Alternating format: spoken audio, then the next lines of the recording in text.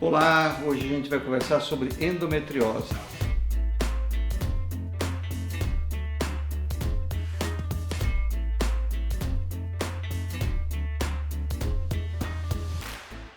Endometriose é uma doença hoje do momento, né? Todo mundo que chega no consultório, mesmo sem endometriose, que apresenta alguma sintomatologia, por exemplo, cólica menstrual, que é frequente endometriose, pergunta pra gente até que ponto não tem endometriose. Então a gente vai procurar mostrar qual que é o caminho que a gente faz para identificar se tem endometriose ou se não tem e o que a gente deve fazer. Então nós vamos falar sobre o que é endometriose, as causas, os sintomas e o diagnóstico seguido do tratamento da endometriose. Primeiro, o que é endometriose, né? Então, eu coloquei o texto porque se a gente não fala, se a gente apenas fala, fica meio perdido e a gente vai procurando passar a informação. Então, endometriose o que é? É uma das principais causas de cólica menstrual. Ou seja, toda vez que a paciente tiver uma cólica menstrual, a gente tem que fazer uma investigação, uma boa história clínica para afastar a possível endometriose. Sem dúvida nenhuma, nós só vamos ter sucesso, nós médicos, no tratamento da endometriose a partir do momento que a gente conseguir fazer com que as endometrioses na fase inicial sejam diagnosticadas, tá? Ocorre quando o revestimento interno do útero, o endométrio, migra para fora da cavidade uterina. O útero, ele vamos tentar explicar como se fosse um abacate, em vez de uma pera fica mais fácil de entender. Aquela membrana branca que reveste o abacate por dentro, a polpa verde, a membrana branca, seria o endométrio. Ele é descamado e é liberado via vaginal em toda a menstruação. Mas parte desse endométrio reflui pela trompa e cai no abdômen. Por causa disso, que é isso aqui, ocorre quando o revestimento interno do útero, o endométrio, aquele revestimento interno semelhante àquela parte branca do abacate, migra para fora da cavidade uterina. A gente esperaria que ele só saísse via vaginal, mas sabemos que parte dele retorna via trompa para a cavidade uterina. A endometriose afeta mais comumente ovários, trompas uterinas e peritônio, que é a membrana que reveste todo o abdômen, a pelvis, mas pode também acometer o intestino, que aí já seria uma endometriose que a gente chama profunda. Então esse aqui é mais ou menos o esquema, isso aqui é um útero fechado, isso aqui é um útero, o sangue, a grande maioria sai via vaginal, né? Porém parte dele reflui e cai no abdômen, tá?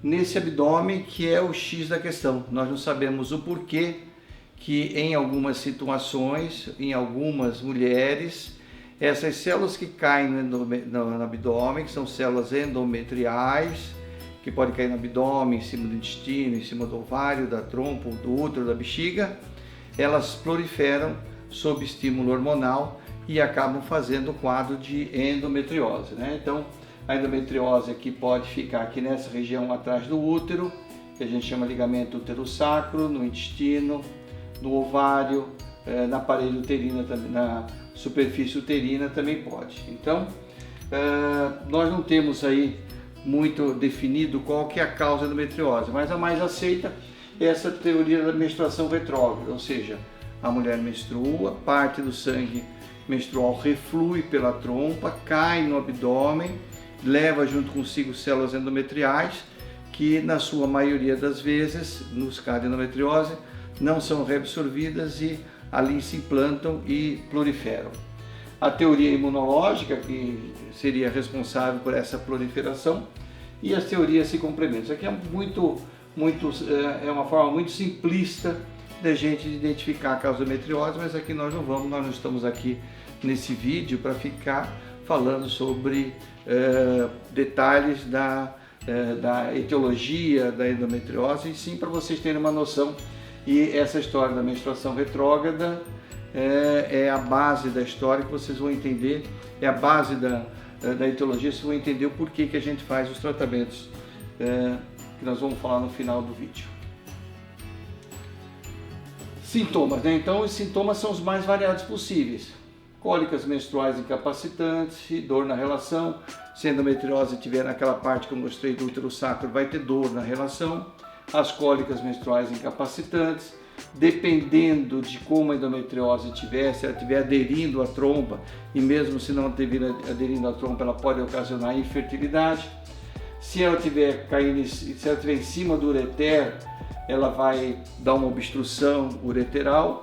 Ela pode dar dor ao urinar se estiver na bexiga. Se tiver um comprometimento intestinal, pode dar um sangramento retal ou então uma obstrução intestinal. Se ficar na parede abdominal, aqui debaixo da pele, do subcutâneo, na região ali da aponeurose do músculo, pode dar um endometrioma. E também, o que é muito importante, que é a adenomiose, ela pode dar adenomiose, que seria a infiltração de células endometriais na parede uterina, que dá um fluxo menstrual aumentado. Então vocês veem que a sintomatologia depende do local onde nós vamos encontrar a endometriose. Se o exame demonstrar que não tem nada na cavidade abdominal, ela pode ter simplesmente uma cólica menstrual. Como que é feito o diagnóstico, né? O diagnóstico é feito através do exame físico. Por quê? Porque muitas vezes ela tem uma área de endometriose atrás da parede uterina que só pelo toque a gente já consegue identificar.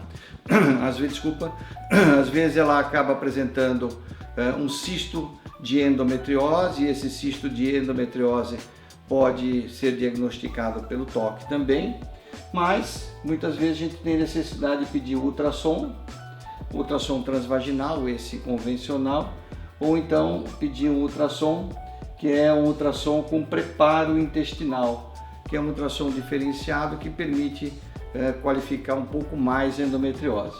A ressonância magnética também é utilizada e tem situações que a gente já vai direto para uma videolaparoscopia, que não se faz mais videolaparoscopia diagnóstica, né? Que seria uma videolaparoscopia mais cirúrgica. Tratamento. Então, como nós dissemos lá atrás, hoje admite-se que a principal causa da endometriose é o refluxo do sangue menstrual para a cavidade abdominal via trompa. Então, um dos tratamentos que mais se utiliza é a contracepção hormonal contínua, ou seja, a pessoa usar uma pílula anticoncepcional continuamente, ela não irá menstruar, e ela não menstruando não vai ter refluxo de sangue, né? Porém, nem sempre dá para ela pode utilizar a pílula anticoncepcional contínua, e aí a gente tem a opção de utilizar o DIU de levonorgestrel, que é o Mirena, né? Porque o Mirena também vai ter uma atuação endometrial e também vai fazer com que ela não menstrua e que diminua e que tenha cessado o fluxo retrógrado. Existem outras substâncias um pouco mais complexas, que são análogos, e a cirurgia e a videolaparoscopia estão indicadas em casos específicos, né? Ou seja, primeiro, a videolaparoscopia, que antes era diagnóstica, hoje a videolaparoscopia é cirúrgica. Ela faz parte do diagnóstico, mas ela é cirúrgica. A gente só faz a videolaparoscopia para que a gente trate a endometriose, cauterizando os focos, retirando o cisto do ovário ou fazendo uma cirurgia mais ampliada.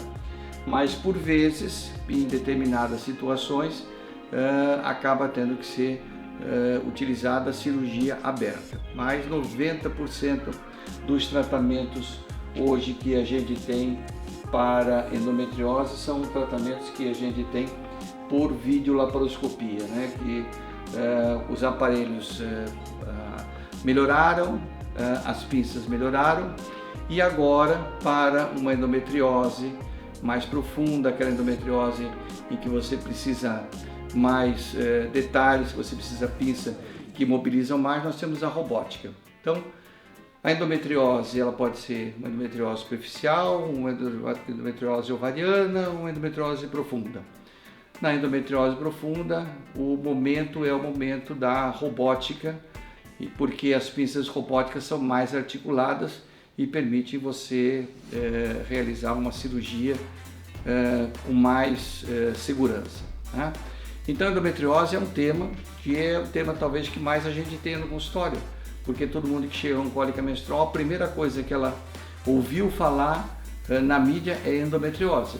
E a gente também tem uma responsabilidade, mesmo que ela não venha com esse pensamento, de afastar a endometriose. E como eu disse no início, o que se espera hoje do ginecologista no consultório é que a gente tenha cada vez mais casos de endometriose na fase inicial, né?